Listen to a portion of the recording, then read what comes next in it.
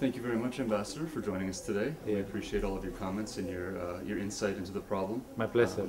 The first question, I guess, that we have is how do you view the relationship between the energy crisis, the food crisis, and the climate change issue on the global policy scale? Well, certainly these three very prominent issues are very much linked of each other. The food crisis, the energy crisis, and the climate change. Because these three issues, which is unfortunately at this current time, they come up at the same time, almost the same time, and then we have no choice but we have to tackle this issue in a holistic manner on the food crisis, energy crisis, and the climate change. Because these three issues, as I said during my welcoming remarks, intertwine of each other. So there is no room for not tackling this issue in a holistic manner. To the fact also that Indonesia last December hosted the UNFCCC meeting on the climate change. It's really gave a very focus and opportunity, and also the priority on these three issues at the same time. Right. That's excellent. And how do you view Indonesia's role in that? How have these three issues affected Indonesia? Well, on the food security, our president, the President of the Republic of Indonesia, had initiative to address this issue at the highest level at the UN by calling the Secretary General of the United Nations to have a high-level meeting or special session focusing on the food crisis, so the UN community can tackle this issue together. Secondly, on the energy crisis, because of the hike of the oil price, is very much affected not only Indonesia but many countries, including countries in the West. And of course, as a host of the UNFCCC meeting, important meeting last December, Indonesia very much pay very important priorities on these three issues.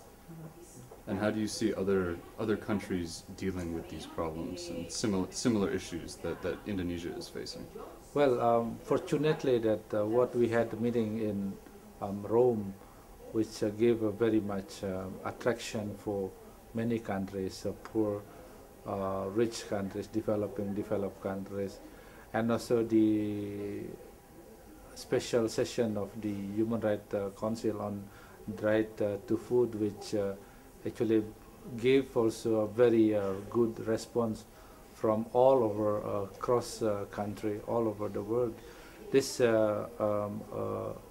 give a proof that these issues, the three issues, are very much given focus and attention by all countries, the poor, the rich, developing countries, and developed countries. And hopefully we have the momentum to work together to increase, to strengthen our collaboration to settle these very issues.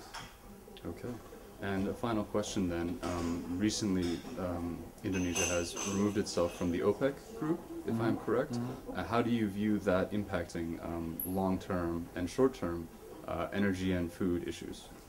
Well, you know that Indonesia is not anymore exporting country, net exporting countries.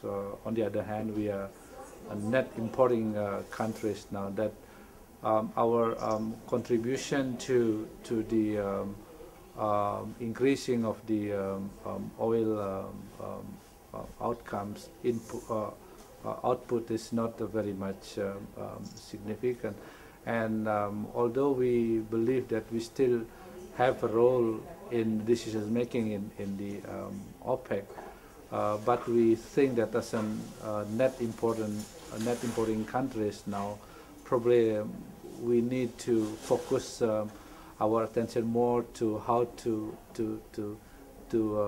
fulfill our own needs first, to increase the productivity of oil for the domestic needs. That's the first priority. Once this can be achieved, we may think again about how to join again the organizations such as OPEC.